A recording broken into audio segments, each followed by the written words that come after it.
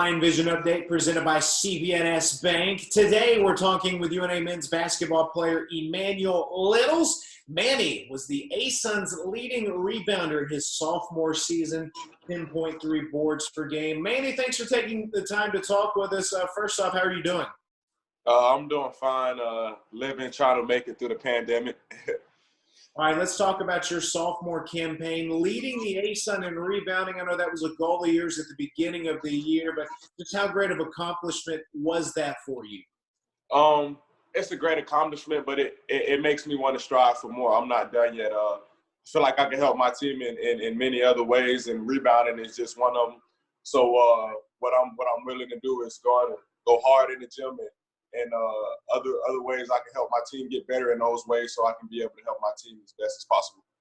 There's a lot of great big players in the A-Sun. In year two, you established yourself as one of the top big men. And in 16 A-Sun games in the regular season, you out-rebounded the opposing team's top rebounder 15 out of the 16 ball games. Just how much pride do you take in winning the Battle of the Boards? It's a lot of pride. Playing Division I basketball and me being 6'7" at the 5, it's a lot of guys that I go up against that are way bigger than me in height and in size. So they look at me and they think it's a field day. Oh, this guy little, we're gonna have fun on him today. So I like to take on those big challenges like that. Like if you're gonna bully me, you're gonna have to bully me. You're gonna have to show me you're gonna bully me, and you're gonna have to bully me every play. I don't back down. If you bully me one play, I'm gonna come back the next, and you're gonna have to do it again. And it's a lot of guys who can't deal with that for 40 minutes. Like once a guy beats you down twice, they expect for you to put your head down. Once you don't put your head down and you keep going, they're like, oh, this guy is really ready to play. And I like to earn my respect, so I earn my respect in that way. If you feel like you're going to come in and you beat me and I beat you at the end of the night, at the end of the game, you're going to come shake my hand. And you're going to say, you did your job, and I like the respect. So I go out and work so I can get it. Your second year with the program, 15 games in double figures rebounding, 7 double-doubles on the year as well. Is there a game this past year for you individually that stood out? Probably the NJIT game at home. Coming into that game, I felt pretty good. I talked the whole game to my teammates, and then it was like I was able to back it up. Once I felt the spark coming, I started talking a little bit more, and I started talking to my bench. Once I started talking to my bench, I probably scored like 7-9 points in a row. I just felt the little spark come on. That's one of the games I probably remember the most out of my sophomore year. That and Stinson, going to get 17, 18 rebounds against Stinson. It was just so fun. Like I felt like could nobody keep me off the glass that night. In 2 years against Stetson, I think you've had 2 17-rebound games. It's just something about playing the Hatters that brings out the rebounding in you. All right, Manny, 2 years now at UNA with the program. You guys have played in a lot of big-time arenas, Gonzaga, Indiana, Florida State. Is there one in particular that you've really just enjoyed the most? I wouldn't say I enjoyed it, but it's one I remembered the most. All of them was lost. They were good experiments, but I wouldn't say I would enjoy them because they were lost. I learned from them. Yes, I've learned a lot of things from the losses that we take, but the one that I remember the most would probably be Gonzaga. When we played Gonzaga my freshman year, they taught us to stay woke all the time, like no matter what. We came out and them guys had us up like 35-1. I will never forget that, ever. All right, let's talk about the steps the team took from your freshman year to your sophomore year. Mervyn James playing alongside of you. You guys were quite the duo underneath. But what did you see as the team's biggest improvement this past year? Us as a team, we actually started to go together as a team. Last year, around certain times when we get down and stuff, the trust within each other kind of faded away. People started feeling like they were Superman and Batman and had to do certain things to get us back into that league. Well, this year I felt like we did a better job in that. When we was losing, there was a lot of times we were losing, and we came back and we made the games close games.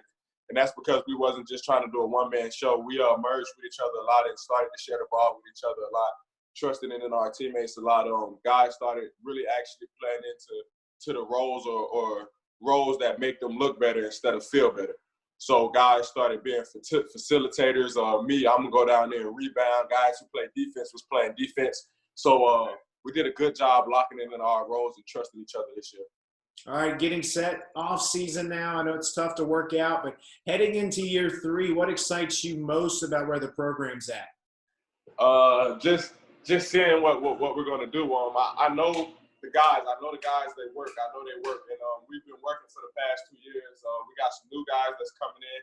We'll get them in the system, let them know how we run things, and hopefully they'll fit in perfectly and just right. And I'm just looking to merge a little bit better than what we did last year. I feel like as if we merge better this year, that the lead is ours. I feel like we can go out there and get it. We're not young no more. We're juniors. We all can play. We have the talent. We can run the floor. And now we have people who've been in those situations before. So when we come down to those situations, we know what to do. So I just want to be on the court and enjoy each other, just being around each other. This quarantine and this corona has been keeping us away from each other or whatever. So just being able to be back around each other would be very big. We certainly can't wait for year 3, one of the pillars of the program, Manny Littles. Before I let you go, The Last Dance, the documentary on Michael Jordan in the final championship season with the Chicago Bulls, it's airing right now on ESPN. I know everybody in the world's watching it. Have you watched it? And if so, what have you enjoyed most about it? Yes, I've watched it. It's 2 parts right now that I'm enjoying the most. I like the fact of the story when Phil Jackson takes the head coach role for the Chicago Bulls, and he actually changed the offense around to an equal opportunity offense. And with their last coach, he was drawing up plays for Jordan to get the ball. Well, Phil Jackson wasn't. He was drawing up plays for everybody to get the ball. And Jordan had to kind of fill into that role with, like, me always being a superstar and everything coming to me. Now I have to figure it out. So I really like the way he took that process and fitting it in. Once he took it in, he was like, "Oh, I'm not worried about being a scoring leader this year. You know, I got guys that's going to help me on my team. I'm worried about winning." And he knew what it took to win, and he knew it took that to win. And I like that he took that in instead of just being like, "Oh," he could have went to another team and been like, "Oh, man, I'm going to go to another team where I'm going to be a superstar." And then the other part I like is Dennis Rodman part of the story. He's a big-time rebounder. He led the lead in rebounding in a couple years. And that's what I'm big in. I'm very big in rebounding. And just watching him and listening to him say how he used to make his friends go to the gym. He used to just make his friends go to the gym and shoot. And he just used to rebound all the time. So he knew if the ball come off this way, he needed to be on this side of the goal. He knew if Jordan shot this way, he needed to be right here in front of the goal. And things like that. I really like and enjoy watching that. And just knowing his story. He never gave up on himself. He never played sports in high school. Dennis Rodman never played sports in high school. He was a little small guy. Graduated high school, probably grew about 6 or 7 inches. He went 2 years homeless. 2 years homeless and never gave up, kept pushing. Started playing basketball and went to an NAIA and found his way in the league. It's a very interesting story to me. It just lets you know, like, never give up no matter what happens. Just keep pushing. Manny Littles, all great things. Thanks for taking the time to talk with us. We can't wait to see you on the court again next year as you look to really be a son in rebounding once again. Yes, sir. Appreciate it. Thank you for giving me the time to be on here.